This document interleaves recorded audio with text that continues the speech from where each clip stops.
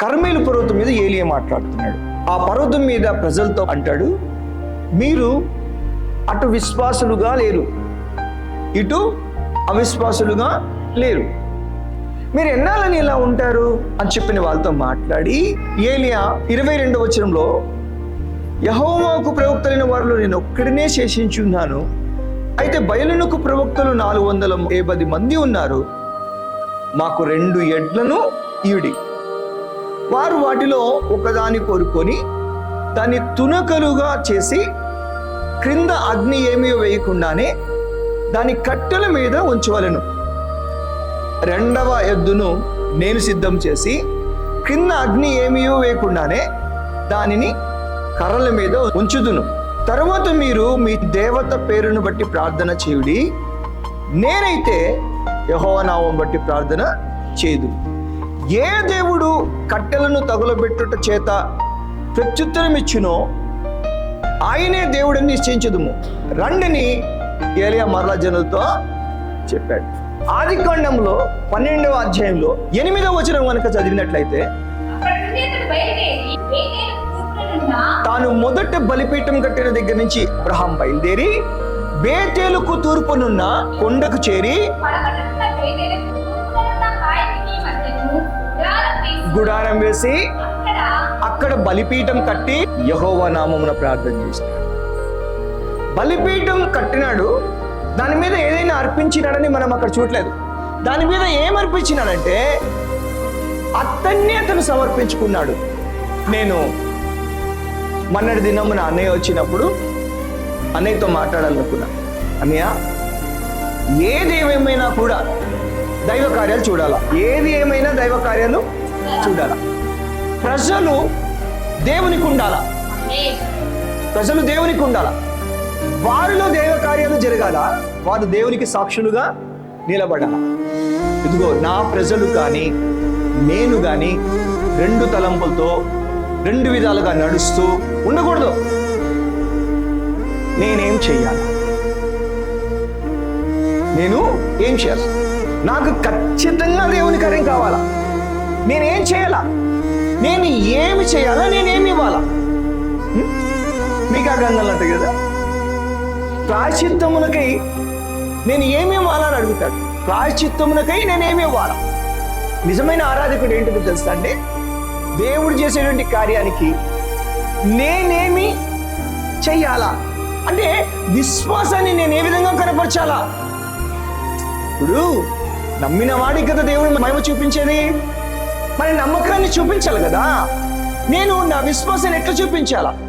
నేను అంటున్నాను, నేను ఏమి చేయమన్నా చేస్తా, ఇక నాకు నాలో ఏది అవసరం లేదు, నేను ఇది చేయమంటే చేయడానికి సిద్ధంగా ఉన్నా.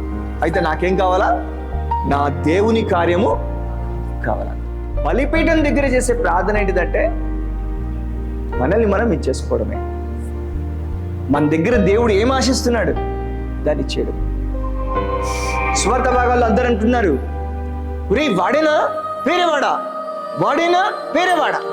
ఒరే ఒకప్పుడు విన్ని గుడ్డోడ్లాగా తడుముకుంటూ ఏడంటే ఆడ పడుతూ కూర్చొని ఇతరుల మీద ఆధారపడేటువంటి ఒక అభాగ్యుడిలాగా చూస్తాం కదరా. సరే ఈడేనా కాదా, ఏంట్రా వీడు ఇంత మంచి బట్టలు వేసుకొని ఇంత చక్కగా ఉన్నాడు, వీడా కాదా అని చెప్పి మాట్లాడుకుంటారు. ఆ రోజు ఆ విధంగా ఉన్నాడే, మరి ఏంటి వీడు ఎలాగైనాడు అని చెప్పారంటే ఏం చెప్తున్నారు? ఇదిగో ఎవరో నజరేయుడైన యేసు అంట వీని స్థితిగతుల్ని మార్చిపడేసినాడు. హల్లెలూయా. ఒకప్పుడు ఎక్కడో కూర్చొని అడుక్కుంటూ దీనుడిగా ఉన్నటువంటి స్థితి మార్చేసినాడు. ఒకప్పుడు 7 దెయ్యాలతో వ్యభిచారం చేసుకుంటున్నటువంటి ఒక స్త్రీని విడిపించి పడేసినాడు. అంతకుముందు ఆమె ఆ ఒళ్ళమ్ముకునేటువంటి వ్యక్తి, ఇప్పుడు ఆమె జీవితమే మారింది. ఆమెనా కాదా? స్థితిగతుల్ని మార్చిపడేసిన. మరి స్థితిగతుల్ని మార్చేస్తే మరి మనుషులు బలిపీఠం దగ్గర ప్రార్థన చేయొద్దా, సమర్పించుకోవద్దా? నాకు ఈ స్థితి ఇచ్చేవే, ఈ విధంగా నా జీవితంలో నీ కృపనిచ్చావే, నేనేమి చిరునం తీర్చగలను అని బలిపీఠం దగ్గర సమర్పించుకోవద్దా? ఏలియా అదే అంటున్నాడు, బలిపీఠం కట్టి బలిపీఠం ఎదురుగా ఏదో మౌనవ్రతం చేయడం కాదు, 2 పాటలు పాడడం కాదు, ఏదో ఆరాధించని వెళ్ళాలి కాదు. బలిపీఠం దగ్గర ఏం చేయాలి? ఇదిగో నేను ప్రార్థన చేస్తాను, నన్ను నేను అర్పించుకుంటా. ఆ రోజు ఆదికాండం 12:8 వచనంలో ఏదైతే అబ్రహాం చేశాడో అదే ఏలియా తన ఆత్మీయ క్రమంలో కలిగి ఉన్నాడు. ఈరోజు వాళ్ళ దగ్గర నీకు ప్రార్థన ఉందా? తీర్మానం ఉందా? ఎలా అంటే అలా బ్రతికేసి వాళ్ళలో చేసేస్తున్నావా? వివేచన లేకుండా చేస్తున్నావా? హల్లెలూయా. ఇప్పుడు ఇంకొక విషయం చెప్తాను, ఏంటంటే కొద్ది సమయంలో దేవుడు జవాబు ఇవ్వబోతున్నాడు. ఇప్పటి వరకు ఉద్యమం ఏమైంది? చల్లారిపోయింది. ఉద్యమం రాబోతుంది. జీవితాలుగా ఉండబోతున్నాయి. శత్రువు అణిగిపోబోతున్నాడు. ఈ కార్యము జరుగుతుంది. దానికే నేను ప్రార్థన చేస్తా బలిపీఠం. నిజంగా ఏలియా బలిపీఠం దగ్గర కనుక ప్రార్థన చెయ్యకపోతే దైవ కార్యాలు జనులకు లేవు. విశ్వాసే ఈరోజు దేవుని బలిపీఠం దగ్గర నీకు సమర్పణ ఉందా? లేకపోతే కార్యాలు లేవు. విశ్వాసి, నువ్వు బలిపీఠం దగ్గరికి వచ్చి అర్పించబడుతున్నావా లేకపోతే వచ్చేది వెళ్ళిపోతున్నావా? నీకు అర్పణ లేకపోతే దేవుడు అంగీకరించడము లేదు. దేవుని కొరకు నువ్వు ఉండవు.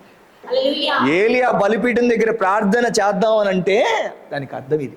చాలా ప్రాముఖ్యంగా 2వ దిగ చూస్తే ఏమని అంటాడంటే,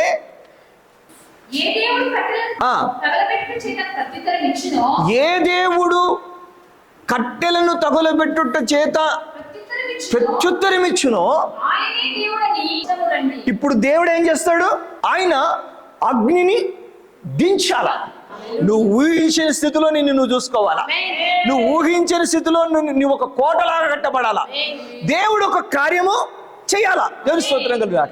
ఇన్నాళ్ళు పరిస్థితులతో వేసారిపోయిన నీ జీవితంలో దేవుడు ఒక ఆరంభాన్ని తీసుకురావాలా. ఒక ఆరంభం అనేది రావాలంటే అగ్ని దిగి రావాలా. మనము అపోస్తలుల కార్యం 1వ అధ్యాయంలో 8వ వచనంలో ఏమని చూస్తామంటే, ఆత్మ మీ మీదికి వచ్చినప్పుడు మీరు శక్తి పొందుతారని చెప్పంటాడు. లూకాసు వార్తలో తను గోపురం కట్టాలంటే అవమానపరచబడకూడదంటే అతనికి శక్తి ఉండాల. ఇప్పుడు దేవుడు ఒకటి నిర్మించబోతున్నారు వీళ్ళ జీవితంలో శక్తి దేవుడు ఇవ్వబోతున్నాడు. దేవుని స్తోత్రం. దేవుడు శక్తి ఎట్టిచ్చినాడంటే ఆ వారి మీదకి అగ్ని నాలుకలు వలె అక్కడ విభాగించబడి ప్రతి వాని మీదకి ఆ అగ్ని దిగి వచ్చింది. Praise lord. దేవుని స్తోత్రం కలుగాక. అగ్ని ఎప్పుడైతే వచ్చిందో అక్కడ నుండే సంఘం కట్టబడడం అని స్టార్ట్ అయింది. ఒక చరిత్ర ఆరంభించబడింది. ఒక ఉజ్జీవము రగులుకుంది. బల్ల దగ్గర నీ మీదికి అగ్ని దిగి రాకపోతే ఒక నవ నిర్మాణం నీలో లేదు. ఒక ముందుగతి నీకు లేదు. అక్కడ అగ్ని దిగడం ద్వారా ఒక ఉన్నతమైన కార్యం ప్రారంభించబడింది.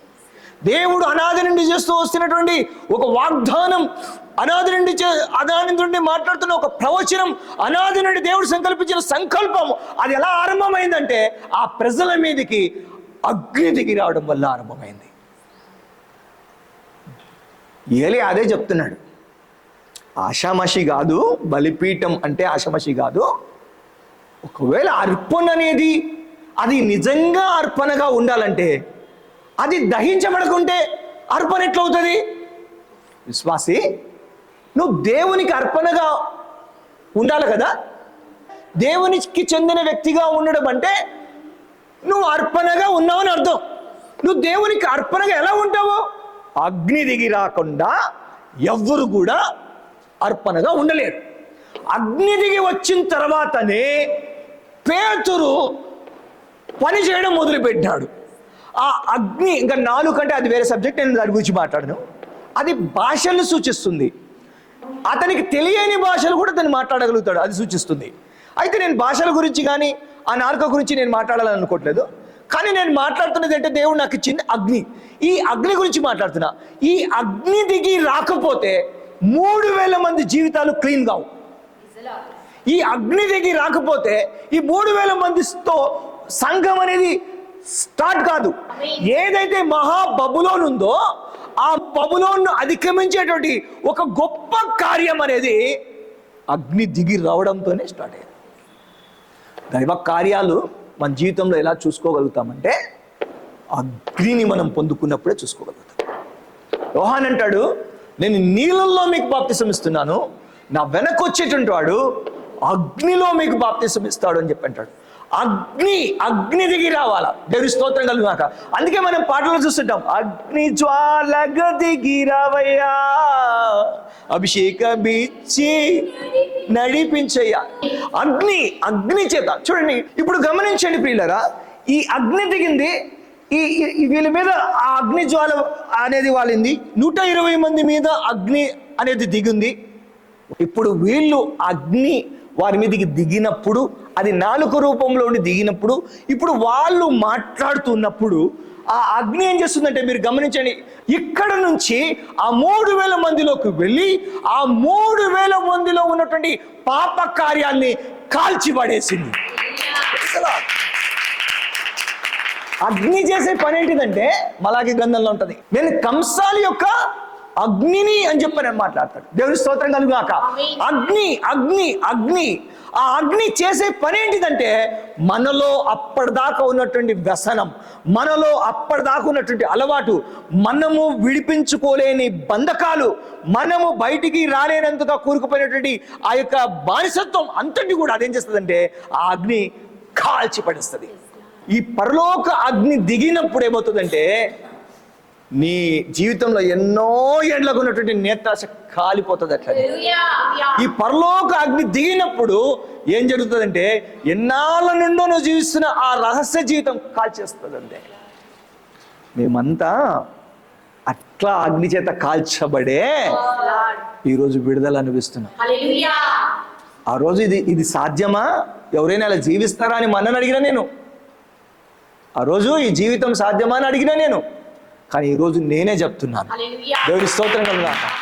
ఆ పరలోక అగ్ని కనుక దిగిందంటే నీ జీవితంలో ఎన్ని నాళ్ళ నుండి ఉన్నటువంటి బానిసత్వం అనేది అది కాల్చిపడేస్తుంది. ఇనప ముక్కల్ని కూడా అగ్గితోనే వేరేస్తారు. అది ఎంత పెద్ద ఇనుమైనా కూడా అగ్గితోనే మాటిని తీరుతుంది. ఇనుము యేసేపును బాధించింది కదా, అగ్ని ఆ సంఖ్యల్ని కాల్చిపడేసింది. ఎలా దేవునికి ఏదైనా చేయగలుగుతానని చెప్పి ఎలా చేయగలుగుతావు? దేవునిలో ఎలా జీవించగలుగుతావు? దేవునిలో నువ్వు జీవించాలంటే అగ్ని దిగి రావాలి. Praise god. దేవుని స్తోత్రం కనుక. అందుకే బంగారాన్ని అగ్ని శుద్ధి చేస్తుంది, విశ్వాసిని దేవుని అగ్ని శుద్ధి చేస్తుంది. విశ్వాసులు ఎందుకబ్బా మార్పులు లేవు, ఉద్యమం ఎందుకు లేదంటే వాళ్ళు వస్తారు పోతారు, కానీ వాళ్ళ బలిపీఠం మీద ఏం లేదు, నిప్పు లేదు. బలిపీఠం మీద నిప్పు లేదు. నిప్పు లేనప్పుడు నువ్వు అర్పించబడలే. తీసుకొచ్చినావు, నువ్వు బలిపీఠం మీద పడుకోబెట్టినావు, తీసుకొని పోతున్నావు అంతే. నువ్వు ఎట్లొచ్చినావో అట్లనే వెళ్తావు. ఒక దీవెనలే, ఒక ఉద్యమంలే, ఒక మార్పులే, ఒక నూతన సృష్టి అయినటువంటి ఒక దైవ కార్యము ఆరంభములే. ఏమి లేకుండా వస్తావు, ఏమి లేకుండా పోతావు. ఇప్పుడు ఏలి ఏమంటున్నాడంటే నా దేవుని అగ్ని దిగి బలిపీఠం మీద కాదు, ఆ బలిపీఠం మీద ఉన్నటువంటి కట్టెల్ని కాదు, ఆ కట్టెల మీద ఉన్న అర్పణలు కాదు, ఆ అర్పణ మాత్రమే కాల్చాలని కాదు, కాలుస్తారు కాదు, ఆ చుట్టూ కందకం దోవించాను కదా, ఆ నీళ్ళు వేసాను కదా, దాన్ని కూడా అర్పణ చేస్తుంది. అంటే ఎక్కడ ఏది మిగలకుండా నా దేవుడు క్లీన్ చేయబోతున్నాడు అని చెప్పి. అవసరమా విశ్వాసి? నువ్వు అంత పరిశుద్ధత కావాలా నీకు?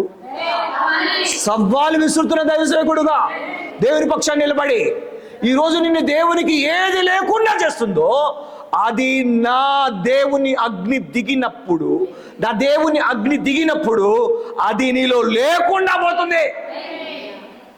అది లేకుండా పోతుంది. ఆ రోజు నువ్వు చెప్తావు. యాకోబు అన్నాడు నాలుక అగ్ని అన్నాడు. నాలుక పాప ప్రపంచానికి చిచ్చు పెడుతుంది చెప్పిన వాక్యంలో రాయబడింది. లోకంలో ఉన్న అగ్ని మనుషులకు గతి లేకుండా చేస్తుంది, మనుషులు నిలదొక్కుకోలేని స్థితికి కారణమవుతుంది. లోకంలో ఉన్న పాపము మనుషులకు మరలా జీవితం లేకుండా చేస్తూ ఉంది, ముఖము లేకుండా చేస్తుంది. దైవ ఆజ్ఞ ఎట్లాంటిదంటే మనిషిలో ఉన్న పాపాన్ని కాల్చి మనిషిని నిలబెడతా ఉంది. లోకంలో ఉన్నటువంటి అగ్ని మనిషిలో ఉన్న గుణాల్ని తగలబెట్టి మనుషుల్ని పాపులుగా నిలబెడితే, మనుషుల్ని నరకపాత్రులుగా నిలబెడితే, దేవునిలో ఉన్న అగ్ని మనుషుల్లో ఉన్నటువంటి దుర్గుణాల్ని కాల్చి మనుషుల్ని మనుషులుగా నిలబెడతాడు. ఏలియా ఏమంటాడు? మేము ఊరికే ఆరాధికులుగా లేము, ఊరికే ఆ మందిరాలకి వెళ్ళట్లేదు, ఊరికే ఆరాధనలు చేయట్లేదు. అక్కడ మేమేం అనుభవిస్తున్నాం తెలుసా?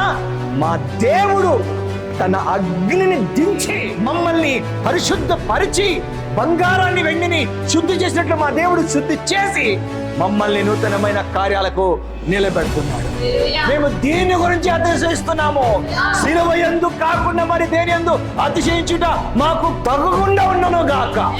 కానీ మేము సిలువ యందు అతిశయిస్తున్నాం. దేవుని బిడ్డలు సిలువ యందు అతిశయిస్తారు. ఎందుకు తెలుసా? ఆ సిలువలో మంటలు వారికి పరిశుద్ధతనిచ్చి వారిని యోగ్యులుగా మారుస్తున్నాయి. వీళ్ళు పొద్దు నుంచి డాన్స్ చేశారు. వాళ్ళు ఏమేమి చేశారు? అగ్ని రాలే, ఆ ఎద్దును వధించి ఆడబెట్టారు. ఇప్పుడు అగ్ని వాళ్ళకి ఎక్కడి నుంచి వస్తుంది? వస్తే అగ్ని ఎక్కడి నుంచి రావాలా? కింది నుంచి రావాలి. పైనుండి ఎందుకు వస్తుంది అగ్ని? వీళ్ళందరూ ఎవరినో ఆరాధిస్తుంటే వాళ్ళు ఎన్ని చేసినా అగ్ని రాలే. అయితే అస్తమయ నైవేద్య సమయానికి ఏలియా ఆ జనులందరినీ పిలిచినాడు. జనులందరినీ పిలిచి ఆ జనుల దగ్గరికి వచ్చినప్పుడు అతను ప్రార్థన చేయడం మొదలుపెట్టాడు. ఆయన దైవ చిత్తము కోసమైనటువంటి కార్యానికి సిద్ధపడ్డాడు. ఎప్పుడైతే అతను ఆ యొక్క విశ్వాసాన్ని ఆ బలిపీఠం మీద పెట్టినట్టుగా ప్రార్థనలో ముందుకు వెళ్తున్నాడో అప్పుడు ఏమైంది? పరలోకం నుంచి అగ్ని అట్లా దిగి మొత్తం కాల్చివేసింది. ప్రజలందరికీ ఏం కనపడిందంటే పైనుంచి అగ్ని రావడం, ఆ బలిపీఠం మీద పడడము, ఆ కందకమంద నీళ్ళన్నీ ఆరిపోవడము, ఆ యొక్క కట్టెల్ని కాల్చేసి ఆ ఎద్దుని కాల్చేసి ఒక భీకరమైన కార్యమే కనపడింది. కానీ యెజబెలు ప్రవక్తలకు తెలియని ఒక విషయం జరిగింది. ఇశ్రాయేల్ ప్రజల్లో ఉన్న ఆ మలినమంతా కూడా ఆ మస్ట్ అంతటి కూడా ఆ అగ్ని కాల్చి వేస్తే ఆ ప్రజలందరూ దేవుడి వైపు వచ్చేస్తారు. ఇప్పటిదాకా ఏ యెజబెలు ఆత్మ కింద బానిసల్లాగా ఉన్నారో, లోకస్తులుగా ఉన్నారో, పనికిమాల జీవితం జీవించారో, పిరికితనం గల ఆత్మతో ఉన్నారో, ఈ పిరికితనం గల ఆత్మ వీళ్ళటువంటి స్వభావము వీళ్ళ ప్రతిదీ కూడా ఆ బలిపీఠం మీదకి దిగినటువంటి అగ్నిని వీళ్ళలో ఉన్నటువంటి అన్నంత కాల్చి వేస్తే ప్రజలందరూ ఏలియా దగ్గరికి పరిగెత్తుకుంటూ వచ్చేస్తారు. విడుదల పొందినారు. ఇన్ని దినాల దిగిపోయింది. కారణం ఏంటంటే అగ్ని దిగి రావడం. దేవుని అగ్నిని దించుకునే విధంగా, పరిశుద్ధత పొందుకునే విధంగా, మేలిమి బంగారములాగా తీర్చబడే విధముగా ఏలియా దగ్గర ఉన్నటువంటి సరైన ప్రార్థన నీ దగ్గర ఉండాలా? అబ్రహాం దగ్గర ఉన్నటువంటి సరైనటువంటి సమర్పణను సూచించే ప్రార్థన నీ దగ్గర ఉండాలా?